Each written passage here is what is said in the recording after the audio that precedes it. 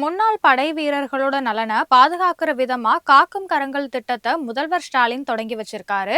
சென்னை தலைமைச் செயலகத்துல நடைபெற்ற நிகழ்ச்சியில இந்த திட்டம் தொடங்கி வைக்கப்பட்டது. இந்த திட்டத்தோட கீழே முன்னாள் படை வீரர்கள் சுயதொழில் ஈடுபடவும் சிறந்த தொழில் முனைவோர்களா மாறவும் தேவையான நிதி மற்றும் பயிற்சிகள் வழங்கப்பட இருக்கு. தொழில் தொடங்குவதற்கான 1 கோடி ரூபாய் வரைக்கும் வங்கி கடன் பெறுவதற்கு இதன் மூலமா வழிவகையும் செய்யப்படும். இதற்காக படை வீரர்கள் கிட்ட இருந்து பெறப்படும் விண்ணப்பங்களை ஆய்வு செய்வதற்கு மாவட்டம் தோறும் மாவட்ட ஆட்சியரை தலைவரா கொண்ட தேர்வு பணிக்குழு அமைக்கப்படும் அப்படின்னு சொல்லப்படுது.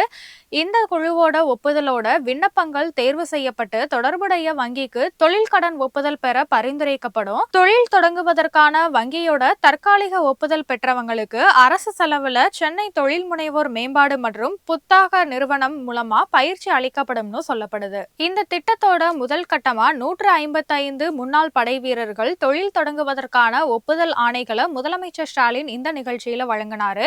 இந்த திட்ட செலவு தொகையா 24.4 கோடி ரூபாய் ஒதுக்கப்பட்டிருக்கு.